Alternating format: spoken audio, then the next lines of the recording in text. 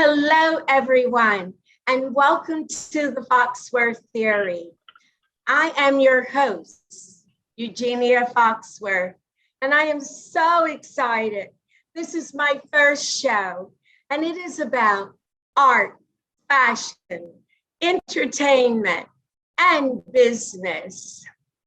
We will be interviewing movers and shakers from around the world, both local, national, and international. And this is my passion.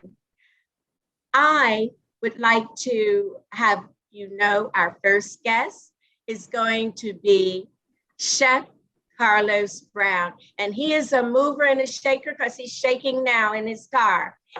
Now, Carlos Brown is a celebrity chef, and he has cooked for some of the most amazing people and some amazing dishes, such as President Obama and Mrs. Obama, Shaquille O'Neal, Oprah Winfrey. Who else? Danny Glover. Oh, yes, let us not forget Tyler Perry. And he and the other guests will be talking about sharing their stories with us. Let's welcome Chef Brown. Chef Carlos, can you please tell me how you began, your backstory on how you began as a cook and then a chef from your mother's kitchen in South Carolina? Well, first, as a cook, it actually started with Mom. Let me just say that, because that's all she would do. Food would bring our family together. Food would bring conversation. One of the things that I strive for even today is being able to say hospitality. Hospitality is missing. It starts really in our home. So with my mom being who she was, the way she created food, she would take what we would call nothing and make something. I mean, I'm talking egg and rice. And Mama always say things like, don't throw anything away. We're like, why? We wasn't allowed to toss food in the trash can. We didn't even have choices, because everything she made was just great. That came over to me. I saw that chef in her, became an artist, taught me how to become an artist. It taught me how to be humble. It taught me how to be patient and how to be disciplined. And so I got to give all credit to my mom, who I thought was a great chef. And one of the reasons why I do what I do is because the fact that I've seen her work hospitality. I've seen the culinary arts in the kitchen. So that's a fabulous gift. That's my beginning. That's where I started at. And we started in a very poor neighborhood, but our house was rich with love. It was rich with culinary art and hospitality. Mom, that's the one who's taught us this. And that is a story that most people should know, because I always say that it begins at home. It begins within the family. And what you see stays with you. It's either a positive or a negative, but yours is an amazing positive. I think food, number one, is it brings people together, number one. And it was always, for me, a conversation piece that you will be able to talk to someone once you're sitting down and talking about food. It brought love, it brought joy, it brought peace. And so even as I teach others, the one thing I tell them about food is it brings peace, it brings discipline, because if you put the wrong ingredients in, it come out wrong every time. And one of the analogies my mom used to use was baking. So she said, if you bake this cake the wrong way, or if you shake the oven, and even if you open the oven at a certain time, you will cause it to fall. And so I use that in life as well. If you move too quickly, if you start, if you shake it up the wrong way, it can cause it to fall. And so, and I've had some of those ups and downs for not following the recipe. That is very, very, very, I guess you would say that's life. And that's why you are successful. And that was a very, very good point. And that is something that most youth should know, because you're a proof of what you did and how you got there. Now, from the kitchen to culinary, why was it important for you to enroll in a culinary school? And what school? Is there a school in your area that you went to, or did you go elsewhere? Well, in Charleston, you used to have a place called Johnson and Wales University, which is now in Charlotte, North Carolina. I thought it was important to have the educational background. One, because as an African American, to become a chef where I was born was almost impossible, no matter how good you cook, right? And so the one thing that I know about the culinary experience is cooking is only 10%. The 90% is knowing the business. And I had the cooking down packed. That came from that. I came from that root. My root was cooking. But what I also needed to learn to become a true chef is to understand the business of how to run a culinary or to run hospitality. And I think that's the importance of any education. And that's my advice to any young person. I do training as well for those that can't afford college, so they can kind of get, at least have that background of understanding the business and knowing that cooking is just 10%. Well, what you just said is very profound. And stating that you are teaching people, that is something. And you're respected because they would not allow you to teach them. And I think that is very good. And how long did you go to this culinary school? A 4-year program. Some people go 2 years and you get an associate 2 years. But to get the fulfillment of all, I say take the 4 years, learn all you can, and be the best at it. And to teach them how to work within the public, how to do a service business. That is something that is lacking in many restaurants, especially now. And I think that what you're doing is amazing. But be careful in that car. Stay with us, and we will take a short break, and we'll be right back with the Foxworth theory. Math and science are far more than just subjects at school. If you're passionate about cooking food, math and science become part of your everyday life. We learn measurements, we learn fractions. That's why Time Warner Cable created Connect a Million Minds, to show young people that math and science can be fun and lead to a career of their dreams. Whether it's an engineer, a food scientist, or a rock star chef. Visit connectamillionminds.com to learn more. Chef Brown, from South Carolina to Washington, D.C., you've created meals for the first Black family. Tell us about that journey. I'm sure it's interesting.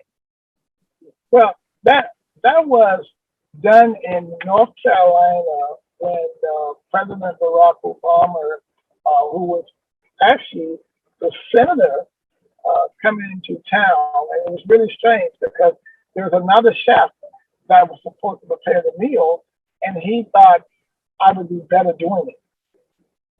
So he kind of pushed it over to me, and I was like, "Oh, I got it, no problem, I can do it." He said, "You're not afraid to cook for celebrity?" I said, "I do it all the time. It's okay." But that experience has been fabulous.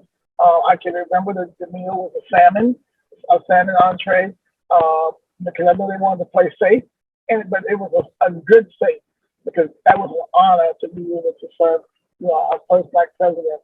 That was an honor to be able to do that, and then also to be able to pick up on the role of his wife, who loves education, who loves children. So to be able I want to be able to relate to her, because I teach children with autism, special needs kids, and so being able to pour into the education system was just phenomenal. So that was a great experience. I must tell you, you are a gift to me. Maybe we are relatives with different families, with different parents. But I have a question. This is very interesting what you said. How many people were at that dinner that you had to cook for? Oh God, there was an arena. It was packed, but there's no special room, and so I only did the special room. And of course, at a certain time, when you're doing special cooking, you just cook. You don't count. You don't know. You just know that there's a lot of people that's in that room that's looking for that food. But my entree was just for him. And what was your entree that you made just for him? It was a salmon dish. Now I can't even remember what the other stuff was to go with it. But I focused on the salmon because I do what I call a gullah sauce, and this gullah sauce is only made by me. So it was special for him too to be able to taste the gullah sauce. Oh, I'm loving it. I have to come to South Carolina, but I guess I'll have to ride in the back of your car to get something to eat. But you No. did. No? Okay. I got you. Okay. Thank you. Now, coming from the South, did you experience any racism of any kind while working or studying to become a chef? Now, I'm asking you this because we all experience it, but I'd like to know what you experience. Oh my God, just coming up, starting out, and my humble beginnings really started out with washing dishes. I remember busting tables and working in a restaurant where there was no black servers whatsoever. The only thing you would do is work at the back of the house, and I would say to myself, "Hey, I can serve this table. Can I do this?" And they would say, "Well, we only have certain positions, and for certain people to be up front." And they would use the excuses that, "Oh, you have to have this amount of years of serving." And I'll say, "Well, how do you get to those years?" And so I remember the one time that no server showed up, and I was the only bus boy in the house, and they had to use me. And it was a phenomenal experience. I worked in kitchens where I would be the only black guy come in. I remember 18 years old. I was working at this hotel, very prominent hotel. And at this hotel, I would have, they would throw me in the kitchen and nobody would talk to me, because all the other cooks were all white guys. And so nobody would speak to me. And they're just kind of like, "Here's your ticket, we'll make this food." And they would call me the rookie in the kitchen. And then one night there was Jim Carrey that came into the restaurant. There was a dish that was made for Jim Carrey, and I made the dish. At the end of the night, the chef came in the kitchen with Jim Carrey and said to me, said to the line, "Who made his food?" And so everyone began to laugh, like, "Uh-oh, he's about to be fired." And I was like, "Well, I made it." He says, and so Mr. Carey said, "Hey, this has been a phenomenal meal. I mean, can you do it again tomorrow night?" And I was like, "Sure." Now, everybody's face a blank, like, oh, he loved his food. He really liked his food. And so that, I experienced those hard times and racism in those kitchens. It was tough, but it always made me win because I go right back to Mom says, "A humble child tastes the grace." And so I began to always be humble, do what I do best, and be confident in what I was doing. And those times got me to where I am. And the head chef said to me in front of everybody, "You're going to be one of the greatest chefs. I promise you that." And it was a white guy, so that was a blessing. Okay, and is he still alive? Louis Alstein was one of the top 20 chefs in the world. He passed away a few years ago. But I remember, getting his book, and when I got his book, he signed it saying that this is going to be our future major chef in the world. And so that's an honor coming from him. It's an honor. I mean, and you're so gracious. You're so gracious. And so the one thing that I would like to ask is this. because we're talking food, so we got to get right down to the deep dish now. Working with these celebrities. Well, first of all, I wanted to finish one thing. Was Jim Carrey as funny as he is normally? Yes. It, Always joking. Yes. and that's great. But Yes. he's serious when he has to be. And that's where you came in. You were in the right place at the right time. And it was a blessing. So now back to the serious questions again, if you don't mind. Oh, you stopped moving. I better be quick. With all the celebrities you've worked with, what was some of your favorite dishes or that you prepared for them? But what was their dishes that was their favorites that they asked you to prepare? And were there any special diets or concerns that factored in on how you prepared for each celebrity? Then when I work with the athlete, yes, there were special diets. But when I work with celebrity, two people come to mind that's allowed me to just be an artist. One being Miss Viola Davis, who I adore, and then the other being Miss Oprah Winfrey, who also just allowed me to be me.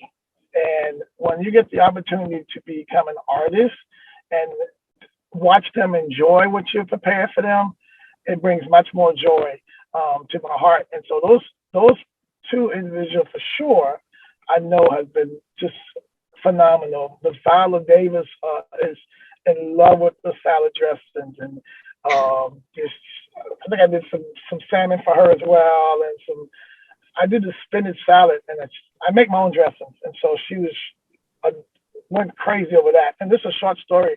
So when I first met Miss Viola Davis, I actually met her husband first, and I didn't know who he was. He just ate this food and went home and told his wife, "Listen, you got to try this guy's food."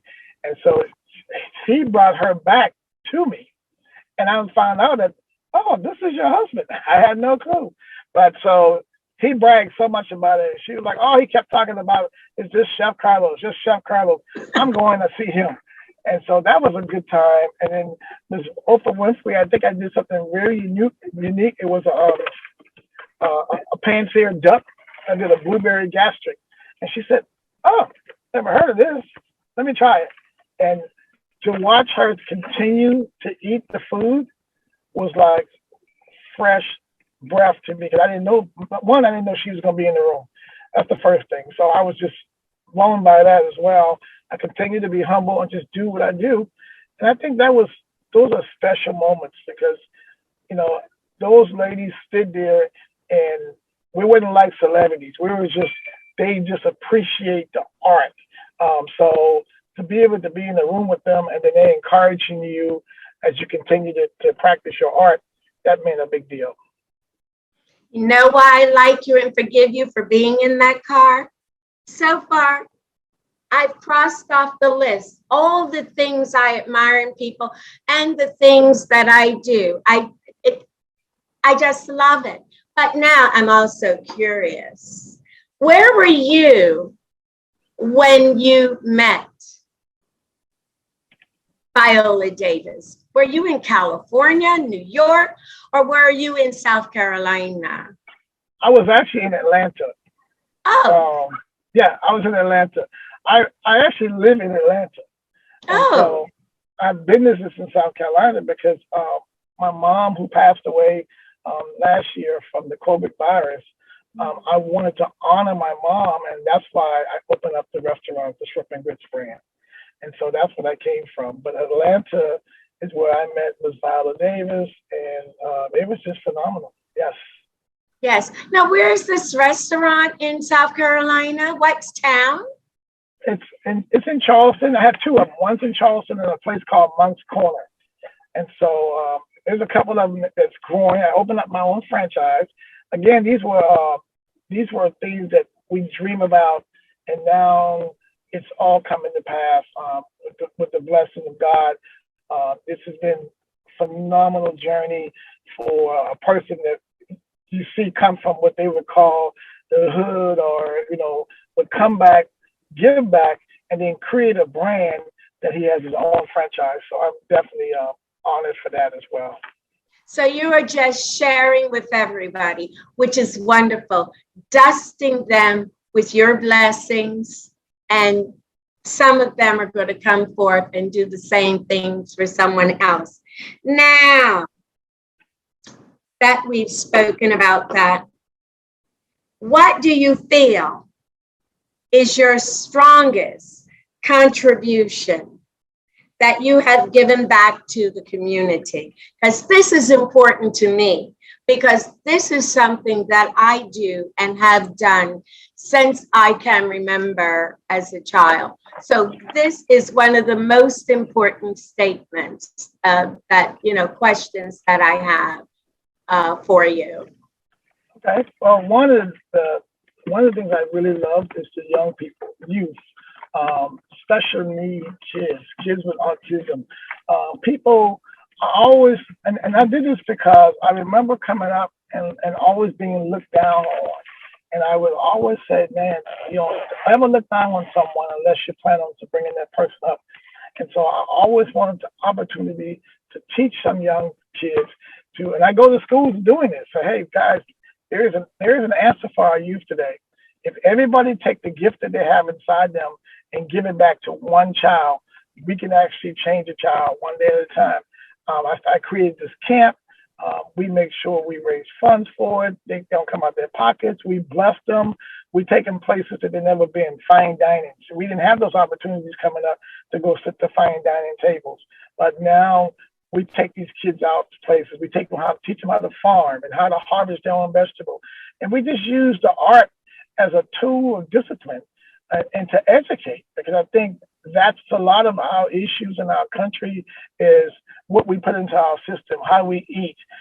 So we teach them how to eat and what to stay away from and how to limit the sugar and all those other things, then we can cut down on cholesterol and heart attacks and all those things that, those issues that we have. I know going to a doctor, the first thing they tell you as a Black male, oh, you're borderline diabetes. So I'm like, no, we're not going to accept that. What we have to do is figure out what are we eating and what's costing us to do that. So I give to these children. I give them the opportunity, because even with the children with autism, they are special and they have special gifts inside of them. And then sometimes we try to avoid people because they don't look like us or they don't act like us.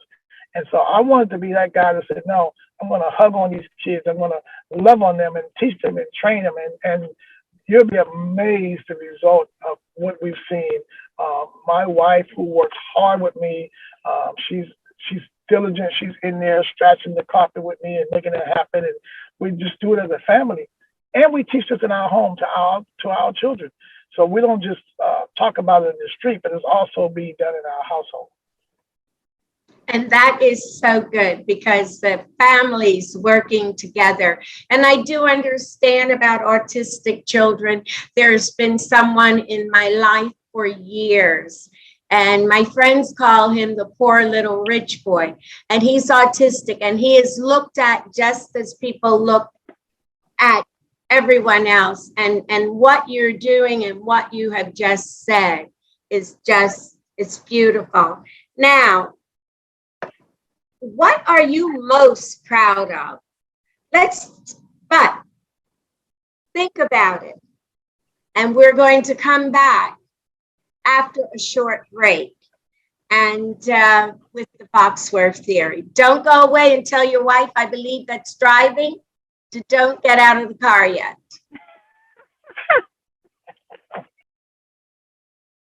Thank you for joining us on the Foxworth theory. Be sure to tune in on Thursday at 9 p.m. on the Foxworth Theory Network.